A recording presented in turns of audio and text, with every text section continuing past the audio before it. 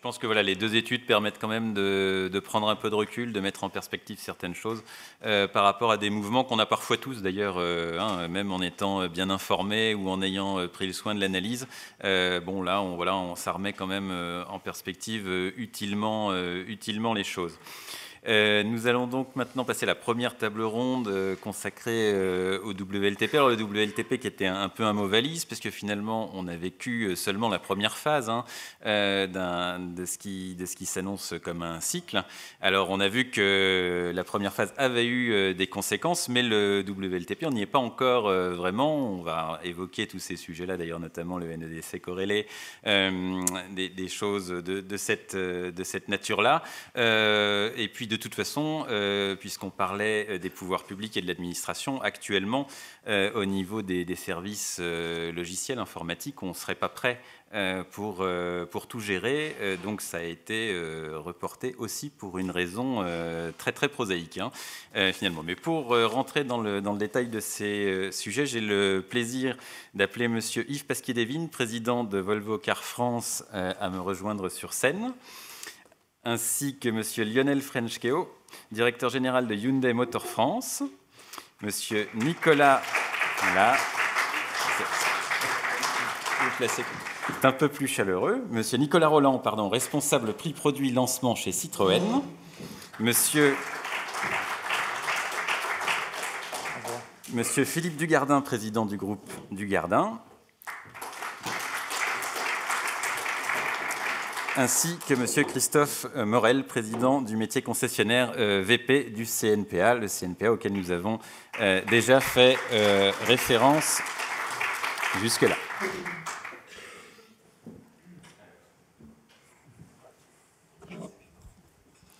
Bonjour à tous, merci d'avoir accepté cette invitation. Donc vous avez trois micros pour 5, mais ce devrait être suffisant. Je me mets là à dessein afin que vous puissiez répondre en regardant la salle et non pas en me regardant, parce que ça m'intimide énormément. Voilà, alors on a envie de commencer par vous, Monsieur Christophe Morel, parce que le CNPA est intervenu très tôt sur le dossier, aussi bien auprès des pouvoirs publics que des constructeurs, d'ailleurs, en disant attention aux conséquences que ça peut avoir pour le réseau. Vous aviez souhaité un report, si je ne m'abuse, de l'application. Là, vous ne l'avez pas obtenu, mais est-ce que vous avez l'impression d'avoir été entendu néanmoins, et quelles premières conclusions vous tirez du premier épisode qu'on a évoqué, qui n'était pas tout à fait neutre déjà? Merci en tout cas de me recevoir à cette table ronde. Écoutez, concernant le WLTP, effectivement, c'est une affaire fiscale essentiellement. C'est une réglementation qui frappe finalement les modèles des marques et qui, avec, je dirais, un effet mécanique d'augmentation finalement des CO2 dans les grilles de fiscalité, et qui clairement était un inconvénient majeur. Un, la lecture des consommateurs, et deux, également parce que ça augmentait le coût d'acquisition des véhicules, et dans certains cas de manière trop forte en tout cas, trop importante en tout cas, qui peut être rédhibitoire pour des clients et qui éliminait quelque part des véhicules présentés par les réseaux de distribution. Donc nous, on avait effectivement au niveau de la branche des concessionnaires automobiles 3 soucis à régler en 2018.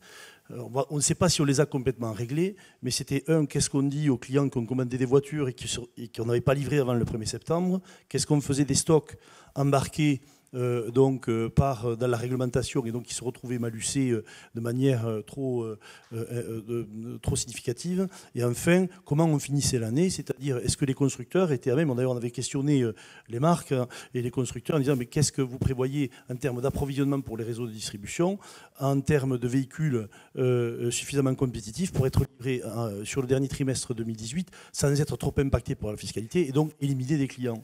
Donc il y avait un triple enjeu.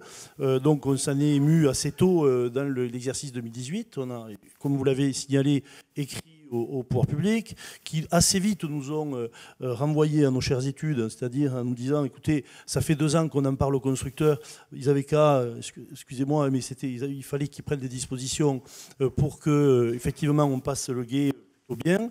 Alors effectivement, il y a des marques qui l'ont plutôt mieux passé que d'autres, et des réseaux de distribution qui ont moins souffert, ou en tout cas qui ont été en meilleure position que d'autres. Ceci dit, ça a eu pour effet finalement une augmentation des Je vais vous immatriculations. demander de prendre le micro bien au milieu, parce qu'on est en train de perdre le son. Merci. Voilà, augmenter comment dire, vous m'avez coupé l'idée du coup.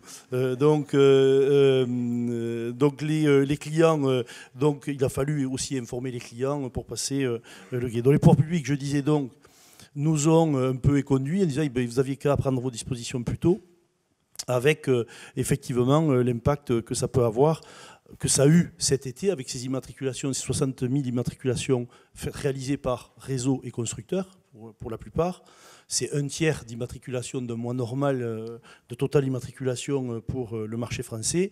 Est-ce qu'on va pouvoir digérer toutes ces voitures qui ont été immatriculées d'ici le 31 décembre? Eh bien, là, on est au milieu du chemin, au milieu du gué. On pense au CNPA qu'entre septembre et octobre, il s'est écoulé entre 8 et 10 000 voitures par mois dans les réseaux de distribution septembre-octobre. Donc, on aurait réglé 40% du problème à date. Bon. Donc, mais on ne peut pas tirer de conclusion définitive. D'accord, on y reviendra d'ailleurs sur ce volume de véhicules supplémentaires. Je vais me tourner vers les représentants des constructeurs de façon assez décontractée, puisque comme a fait exprès finalement, les marques qui ont accepté de monter sur scène sont celles qui ont plutôt passé l'épreuve avec beaucoup d'aisance. Ceci étant, et je vais me tourner vers vous, Lionel Frenchko, pour Hyundai Motor France, vous dites oui, bon, ok, nous ça s'est bien passé, donc tant mieux, mais le vrai juge de paix aura lieu plus tard, et on a quand même réussi à créer une confusion assez importante dans l'esprit des gens et sur le marché. Donc vous avez un satisfecit pour la marque, mais vous êtes plus nuancé quand vous réfléchissez à l'échelle du marché. C'est évident que, en fait, il y a deux choses qui sont arrivées de manière concomitante. C'est la bascule de Euro 6B, Euro 6D Temp ou Euro 6C, peu importe, et ce changement d'homologation. Donc, il crée déjà pas mal de confusion dans l'esprit déjà des professionnels, évidemment dans l'esprit des clients, même dans la manière de communiquer, puisque derrière, des marques ont parlé de Euro 6.2, enfin, donc tout ça, ça a créé comme une forme de confusion. En général, la confusion, c'est jamais positif pour le business. C'est vrai que pour ce qui concerne la bascule d'Euro 6B, Euro 6C, ou Euro 6D Temp, on a été plutôt chanceux, puisque la plupart de nos véhicules avaient été changés avant l'été, donc on n'a pas eu ce besoin d'immatriculer nos voitures aux anciennes normes, au 31 août. Mais c'est vrai que l'incertitude par rapport à la mise en œuvre de WLTP ou pas, là, a créé un certain nombre d'inconnus, on va dire, pour les clients. Au-delà même de la lisibilité de la norme, enfin en tout cas de cette norme d'homologation, puisqu'elle nécessite en théorie que pour chaque option, on ait un grammage différent, donc c'est pas très compréhensible. C'est très même compliqué. Pour un client, s'il devait, à chaque fois qu'il change dans un configurateur, je mets un toit panoramique, je mets une boule d'attelage, et puis tout ça, ça change le grammage et possiblement le niveau de CO2 et donc la fiscalité attenante. Donc c'est vrai que tout ça, c'est assez complexe, avec le NEDC corrélé, qui est, on va dire, une situation intermédiaire entre le NEDC et le WLTP. Donc tous ces éléments-là ont fait qu'effectivement, on a eu finalement un marché un peu étrange, on va dire, au-delà des immatriculations, et qui reste toujours étrange aujourd'hui, parce que au final, oui, visiblement, le WLTP ne sera pas mis en œuvre au 1er janvier pour des raisons techniques, pas réellement pour une raison de choix politique. Mais la date de mise en œuvre est toujours pas fixe dans les faits aujourd'hui, même si on a parlé du 1er septembre de l'année prochaine, mais c'est toujours en discussion avec le gouvernement. Donc c'est vrai que le manque de lisibilité, le manque de visibilité, quoi qu'il en soit, crée un problème. Et on le voit bien aujourd'hui, notamment quand il s'agit de la prime à la conversion, par exemple, où les annonces font que le marché est aussi un peu chahuté à cause de ça. Et vous, monsieur Nicolas Rolland, vous étiez plutôt positif. Vous me disiez que c'était relativement indolore pour Citroën et vous manifestiez pas d'inquiétude outre mesure. Alors si on prend ce qui s'est passé depuis quelques mois, oui, nous sommes globalement plutôt positifs. Alors bien entendu, chaque situation est différente en fonction des constructeurs. Nous, en tant que marque du groupe PSA, nous avons bénéficié du superbe travail qui a été fait en amont, parce que bien entendu, vendre une voiture, ça nécessite déjà de la fabriquer. Donc l'introduction progressive dans notre offre commerciale des nouvelles motorisations Euro 6 des Tempes, que nous avons réalisé à partir du printemps, n'a pu se faire que grâce au travail d'ingénierie et au travail des équipes industrielles en amont qui nous ont permis d'être prêts à peu près au bon moment. Donc si on met de côté cet aspect purement une logique de développement et industriel, il y a, et je vous rejoins, la problématique de la confusion que tout cela peut porter pour les consommateurs, nos clients, qu'ils soient particuliers ou sociétés. Et donc, nous avons fait aussi un énorme travail de pédagogie auprès de notre réseau, alors avec le matériel dont nous disposions à un moment donné, c'est-à-dire parfois il n'était pas d'une grande clarté, mais en tout cas on a essayé de communiquer régulièrement ce qu'était ce changement de protocole à venir, ce qu'était la norme en elle-même et en quoi elle avait ou non des conséquences sur notre business. Faire aussi la promotion de nos propres choix techniques dans le groupe, donc en quoi aussi ça pouvait être une manière de valoriser notre technologie de dépollution essence et diesel auprès de nos clients. Et puis, surtout certains choix ont été faits il y a un certain nombre d'années maintenant. Exactement. Donc, pour réassurer notre réseau, nos forces de vente qui étaient tout aussi dans le flou que nous, mais combien d'autres choses à faire au quotidien que de s'informer sur les changements de mesures, de protocoles, etc. Donc on a vraiment fait ce travail-là en leur fournissant des argumentaires, aussi en publiant des vidéos sur notre intranet. Donc on a vraiment fait ce travail en amont. Et puis le fait d'introduire progressivement et sans réel impact sur nos approvisionnements les nouvelles motorisations, on a pu gérer les niveaux de stock progressivement des anciennes motorisations pour qu'à fin août, on soit tout à fait dans ce qu'attendent les normes de stock et qu'en septembre, on ait l'intégralité de notre offre disponible avec des nouvelles motorisations. Et là aussi, effort de pédagogie que nous avons souhaité faire auprès des clients cette fois, en communiquant sur la disponibilité de nos motorisations Euro 6.2. Alors après, on pourrait discuter longtemps de la sémantique. Je pense que c'est important aussi d'ancrer dans l'esprit des clients, des gens qui regardent nos offres, qu'ils soient particuliers ou sociétés, que quelque chose vient de se passer pour nous aussi contribuer à la communication. Parce que je pense qu'il y a quelque chose qu'on n'abordera peut-être pas aujourd'hui, mais dans tout ce qu'on peut lire ou entendre, il y a aussi parfois des contre-vérités. Donc prendre part à cet effort de pédagogie, et non pas de démagogie, mais bien de pédagogie, c'est important pour les constructeurs, pour bien expliciter les choses et remettre le débat au bon endroit. Et je me tourne vers vous, Monsieur Pasquier-Devine, parce que finalement, vous avez eu une bonne gestion de vos approvisionnements pour la marque. La progression est très régulière, d'ailleurs, sur l'ensemble de l'année. Pourtant, vous évoluez sur un segment où les destinées ont été plus que très contrastées. Et il y a des concurrents qui ont même subi des coups d'arrêt plus qu'abrupts. Donc, comment est-ce que vous en avez profité, du coup, aussi ou est-ce que c'est un peu plus, là aussi, un peu plus nuancé que ça? Alors, on a parlé de chance parce qu'on a échappé effectivement à toute cette à ce mois d'août calamiteux.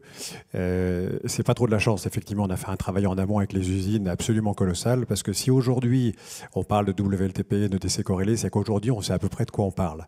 Il faut se mettre à 12 mois en arrière, voire 18 mois en arrière, où c'était une confusion la plus totale, quels que soient les interlocuteurs qu'on pouvait avoir, soit au niveau moins des usines, mais qu'au niveau des administrations françaises ou des législateurs. C'est une confusion totale, personne ne savait vers quoi on allait, la seule chose qui était sûre, c'était la norme en elle-même, non discutable et juste technique.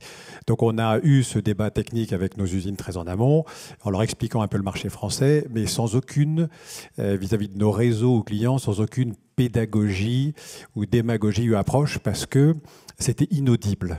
Et c'était trop technique. Donc le seul rendez-vous que nous avions, parce que je suis soumis à une pression qualitative plus que quantitative, c'est-à-dire que je peux vendre un certain nombre de voitures, mais la qualité sur laquelle je vais m'engager est non discutable. Si je m'engage sur 100, il faut que la qualité des 100 et de mes prévisions et de mes forecasts soit d'une précision totale. Donc le travail a été de se dire, les 100 voitures qu'on va acheter pour la France ou prévoir, eh bien, il faut qu'on soit dans le plus juste possible et que donc on ait zéro impact sur des immatriculations forcées et que le côté radical juste de ma démonstration, c'était si le seuil est à tant de grammes, il faut que les voitures sortent à tant de grammes, point à la ligne, parce que le temps que j'allais passer à émettre des documents ou expliquer à nos concessionnaires ou nos clients et grands comptes et les leasers qui étaient totalement perdus eux aussi, était du temps perdu.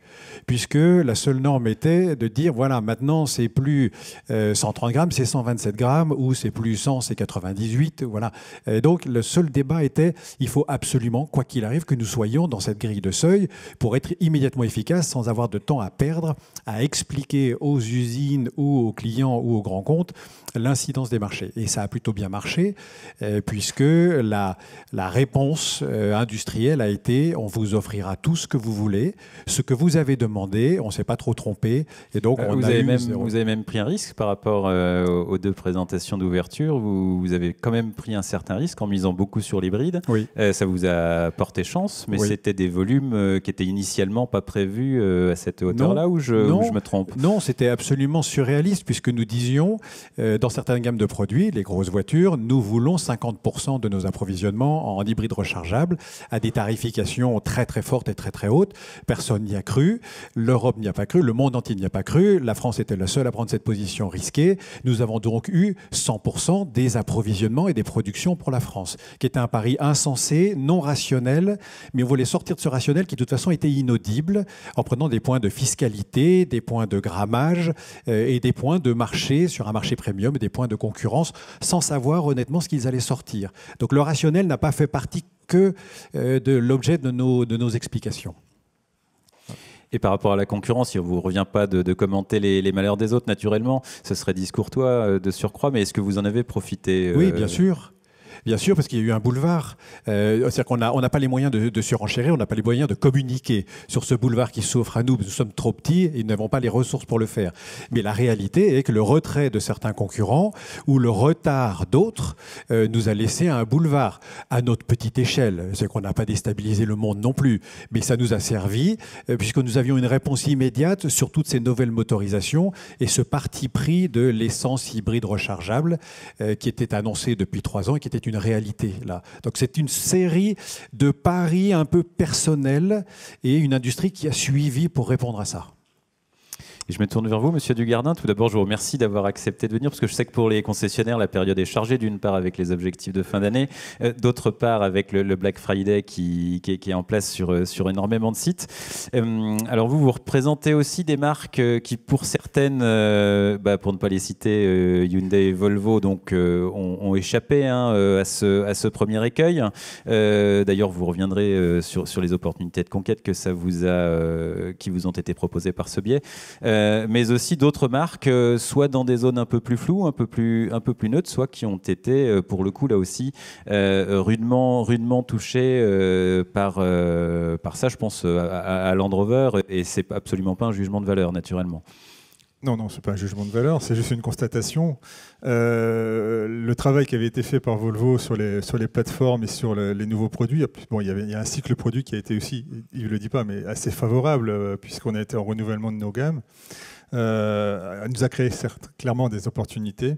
Chez Land Rover, ce n'était pas tout à fait le cas, puisque stratégiquement, la marque a plutôt misé sur le design et sur l'esthétique des véhicules, plus que sur l'évolution des motorisations. Et puis conceptuellement, ce qui fait la force de la marque fait notre faiblesse aujourd'hui, puisque Land Rover, ce sont des véhicules qui sont à 100% capables de sortir des chemins et d'aller sur des sentiers de terre battue. Donc ils ont des conceptions aussi qui sont en rapport avec des poids qui sont importants, ce qui nous handicape clairement pour les normes NEDC et également WLTP. Donc clairement, on a pris ça de plein fouet. Il y a eu un deuxième fait que peu de monde évoque, c'est que, il faut le dire, traditionnellement, lorsqu'on avait une date butoir au niveau des autorités, on nous disait, voilà, vous avez le droit à un quota de 10%, et puis tout le monde disait, oui, ok, on a 10%, mais de toute façon, personne ne contrôlait. Donc tout le monde, chacun faisait sa tambouille. Sauf qu'il y a eu une note qui est arrivée, je pense que c'est au mois d'avril, je ne sais pas si vous me confirmez, du ministère, en disant, mais attention, aujourd'hui on contrôle, vous nous donnerez vos listes. Et là, il y a eu un branle-bas de combat. Et c'est là où les gens ont commencé à s'inquiéter. Donc, en l'occurrence, en ce qui concerne Jaguar et Land Rover, il y a une vraie prise de conscience qui fait qu'on a pu également passer le cap du 1er septembre sans problème, parce qu'il y a eu un gros travail de déstockage pendant l'été, parce qu'il y a des moyens qui ont été mis en place. Ce qui a créé d'ailleurs pour les réseaux, on a transformé la contrainte en opportunité, parce que c'était une opportunité de business. Ouais. D'accord. Et par contre, ça pose un problème pour les objectifs de fin d'année, j'imagine, notamment le dernier mois. Vous renégociez dans ces cas-là Bon, écoutez, on a quand même un constructeur qui est relativement fair-play. On n'a pas besoin de renégocier puisqu'il est revenu vers nous avec une adaptation des objectifs, puisque forcément le travail a été fait avant. Et puis également, on se rend bien compte que le marché, aujourd'hui, le potentiel de ces deux marques-là a baissé du fait justement de son positionnement en termes de CO2.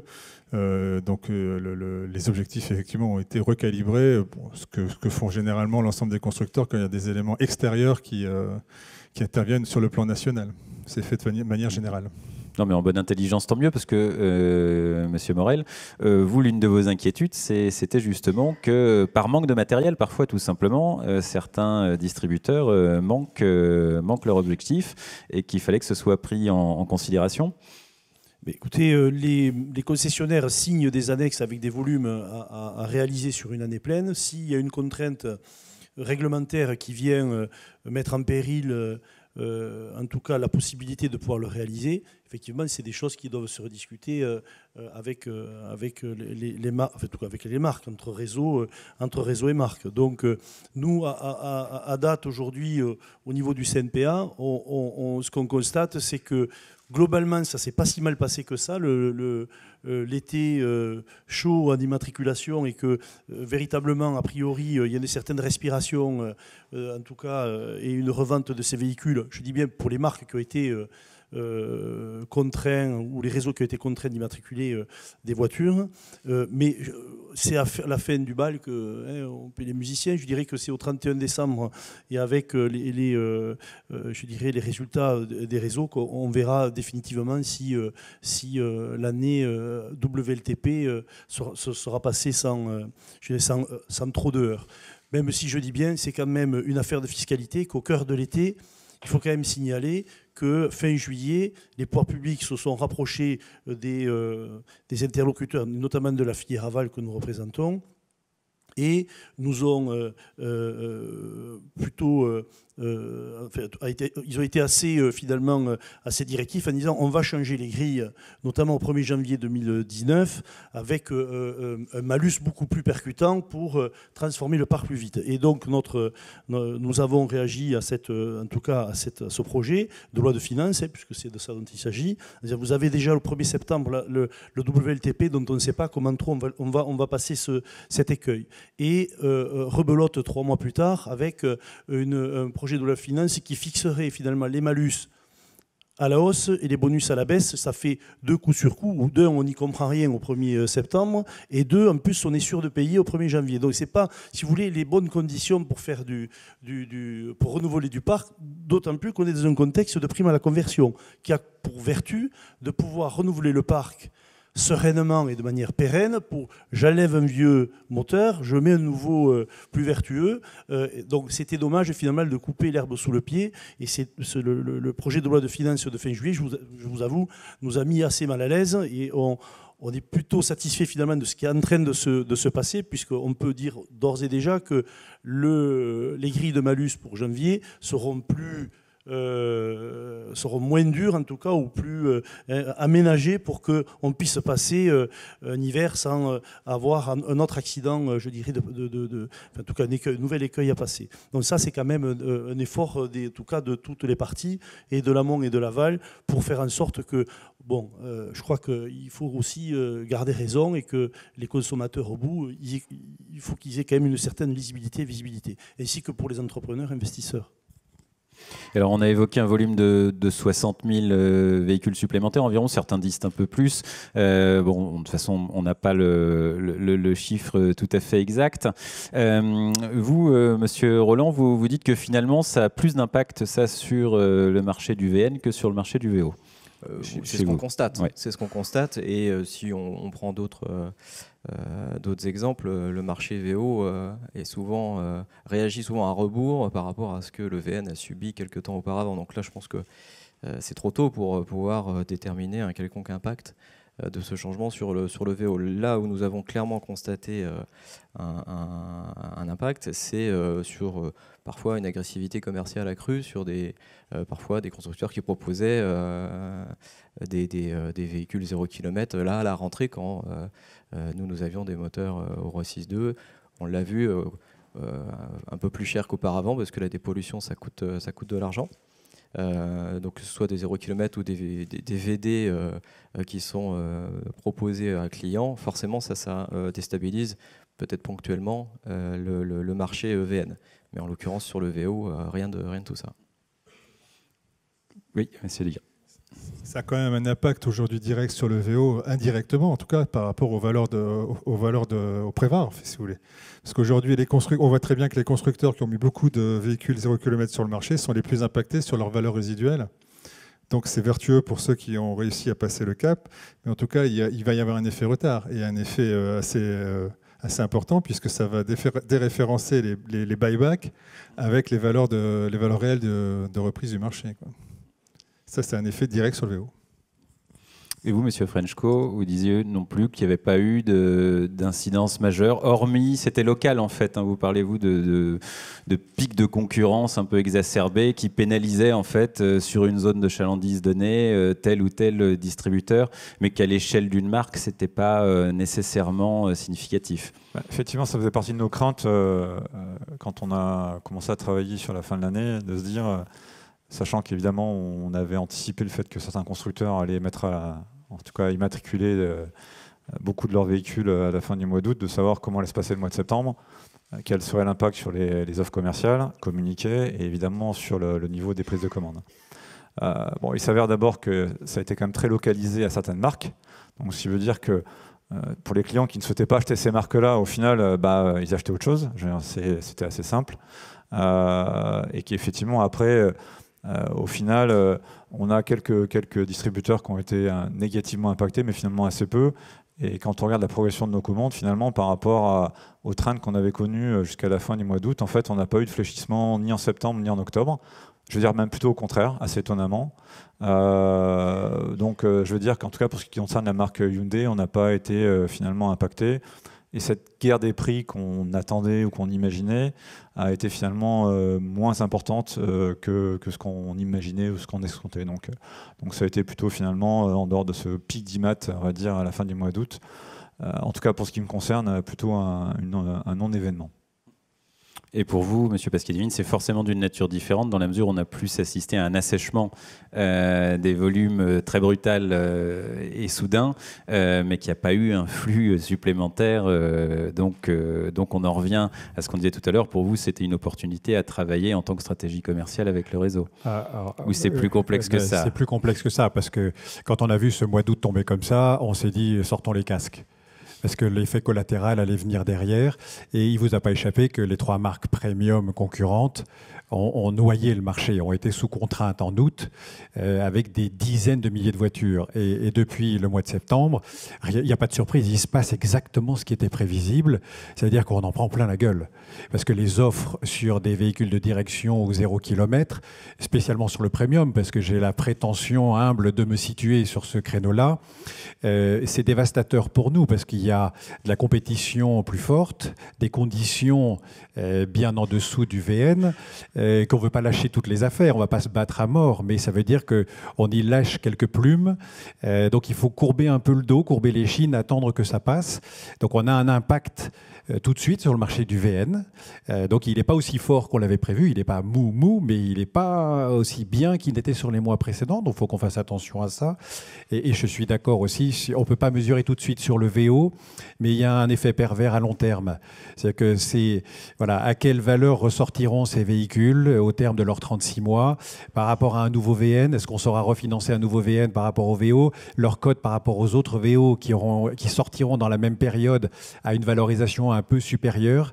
Et il faut qu'on fasse attention à ça. Il y aura un dommage un jour ou l'autre. Je suis d'accord, il n'est pas tout de suite, mais ne soyons pas trop court-termistes. En tout cas, sur le premium, nous, on subit déjà la remise sur le marché de ces 50 000 voitures et on sait que jusqu'à fin décembre, il faut qu'on patiente un peu sans trop lâcher de lest.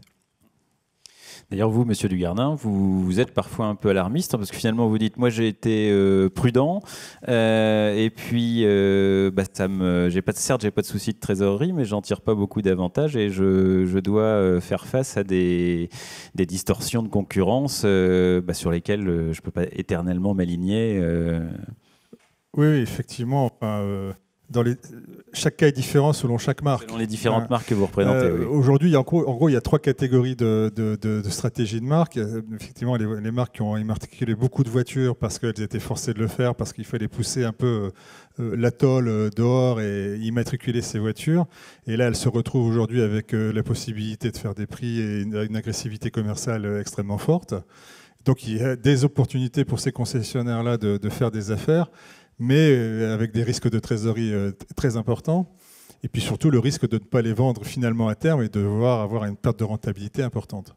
La deuxième catégorie, ce sont les marques qui ont effectivement anticipé en termes de process industriel pour pour que les stocks soient les plus light possibles et d'être compliant en Euro 6.2, etc.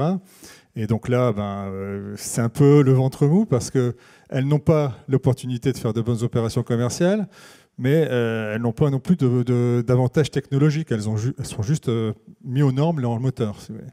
Et la troisième, et c'est là où il est un peu modeste, parce que Volvo fait partie des marques quand même qui sont un peu en pointe aujourd'hui sur les taux de CO2. Et c'est là où il y a une vraie opportunité. Aujourd'hui, il y a 2 opportunités. C'est soit on a une opportunité commerciale d'être agressif en termes de prix, mais on va plutôt s'adresser aux clients particuliers.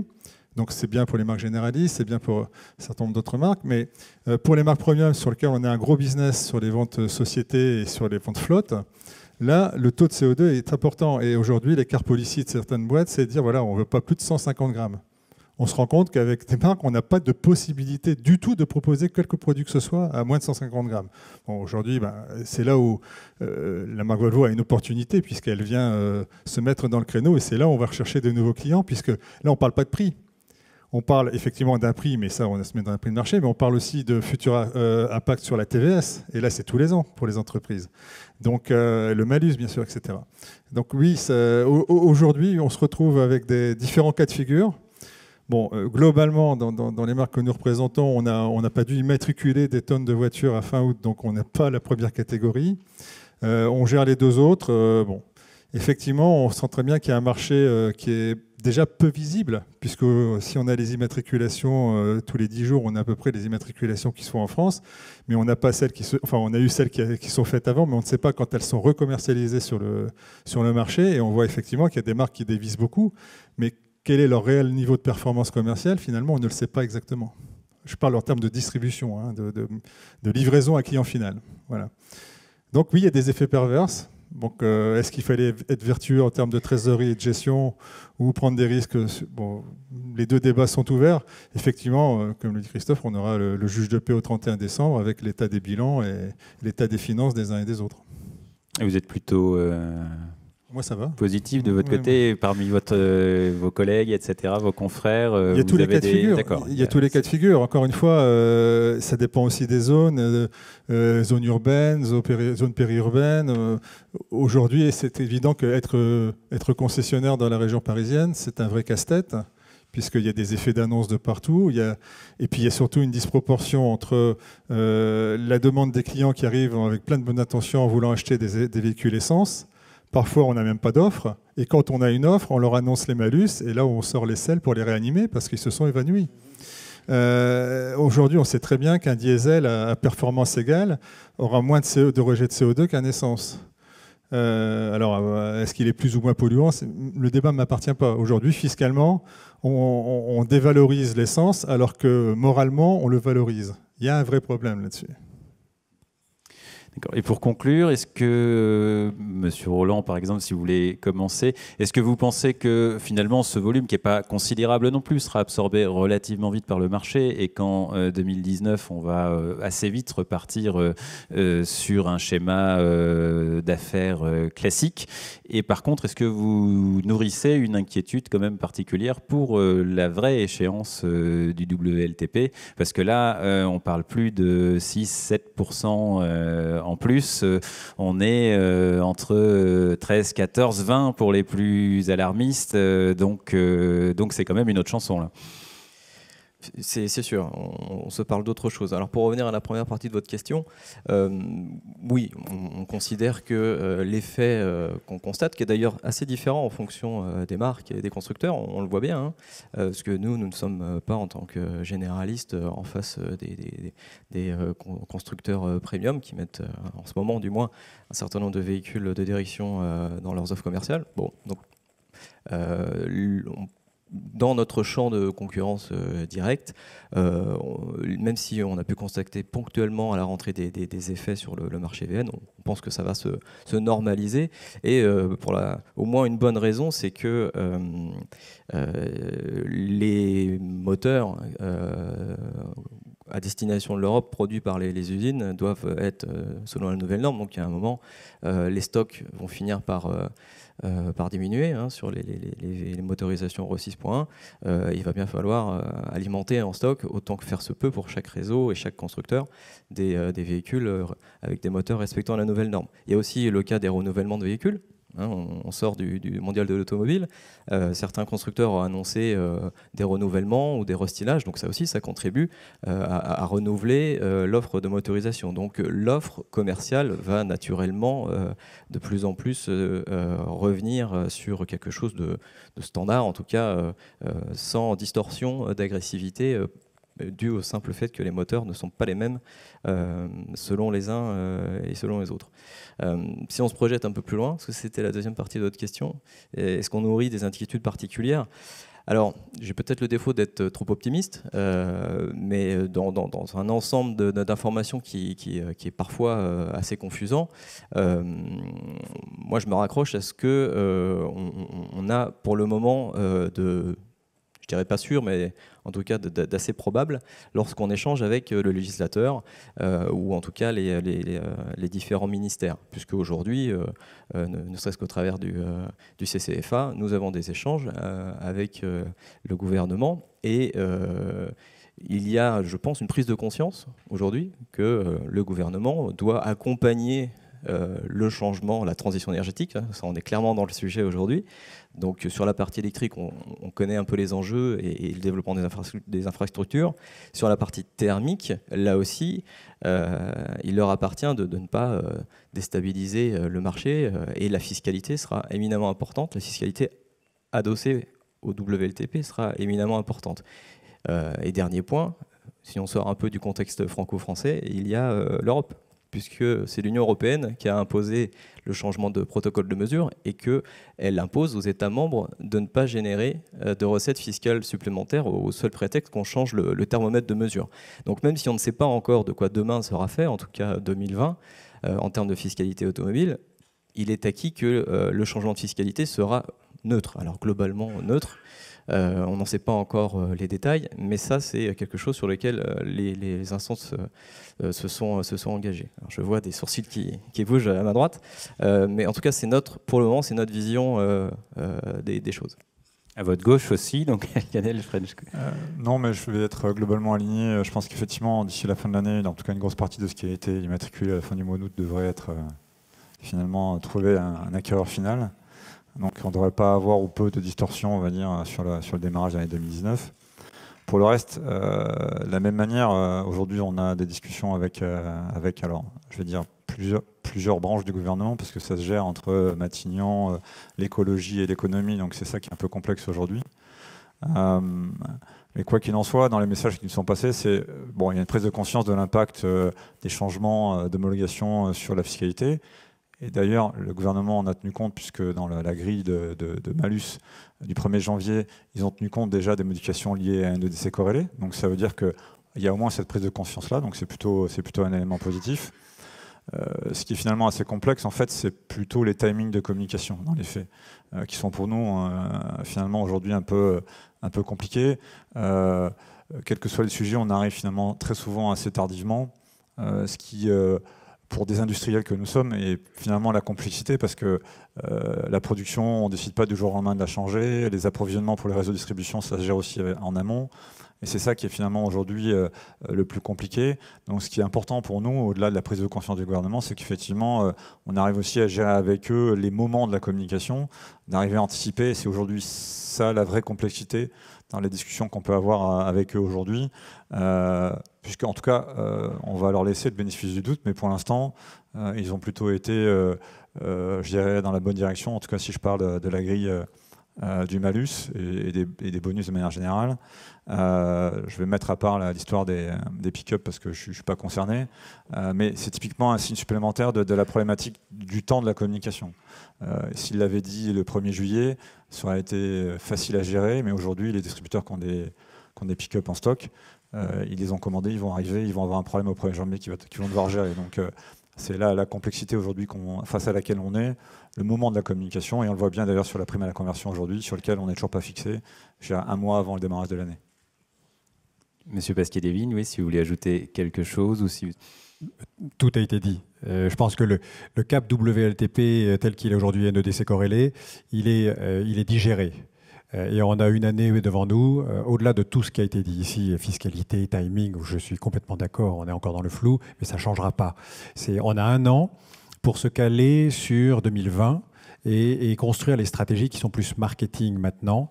Là, c'est un autre travail parce qu'on sait grosso modo quelles vont être les dernières normes. On ne connaîtra toujours pas la fiscalité, mais comment est-ce qu'on reconfigure nos gammes pour qu'elles ne soient plus dans les valeurs dites basses aujourd'hui de ce truc intermédiaire. Et là, c'est l'enjeu. Mais la partie telle que c'est aujourd'hui corrélée, ça y est, c'est passé, c'est derrière nous. Je pense que toutes les marques savent le gérer. Mais l'année passe vite. On a 2019 pour se mettre au cordeau d'un truc radical en 2020. Et vous, Monsieur Dugardin, d'ailleurs, c'est ce que vous dites aussi. Maintenant, on sera prêt, mais si on pouvait nous laisser tranquille et arrêter les annonces intempestives ou les modifications, ce serait chouette, quoi. Oui, enfin, le temps du législateur et le temps des ingénieurs, c'est pas tout à fait la même chose. Donc, c'est ce que disait Monsieur Frenschke, aujourd'hui, remettre en place un outil industriel pour l'adapter à une fiscalité, ça c'est pas un claquement de doigts, mais ça peut être aussi une formidable opportunité, puisque on parle de WLTP, mais il y a un stade qui va arriver très vite derrière, c'est les taux moyens de CO2 à respecter pour chaque constructeur. Ça risque aussi de créer des opportunités, notamment sur les électrifications de gamme et sur le 100% électrique, qui par définition c'est zéro CO2, donc est extrêmement bénéfique pour la moyenne CO2 d'un constructeur. Donc ça peut aussi procurer des opportunités, notamment en termes de distribution. Moi je parle en tant que distributeur, de pouvoir avoir des... Parce que à un moment donné, je pense qu'il y aura une espèce de sponsoring, entre guillemets, des véhicules électriques pour un certain nombre de constructeurs qui seront obligés d'y passer pour pouvoir respecter leurs normes. Donc, ça va être peut-être des opportunités qui vont se... Il faudra savoir aussi dans quel type de distribution on va aller pour ces véhicules-là. Et à nous d'être partie intégrante de ce mode de distribution. Oui, c'est un vaste sujet. Et certaines de vos marques, d'ailleurs, y réfléchissent d'ores et déjà. Certaines, oui, certaines. Merci beaucoup, messieurs. En tout cas, ça nous fait une transition toute trouvée pour la seconde table ronde à propos du diesel. Je vais vous demander de rester là, puisque finalement, les deux sujets sont corrélés d'une certaine manière, dans une vue d'ensemble, sans mauvais jeu de mots.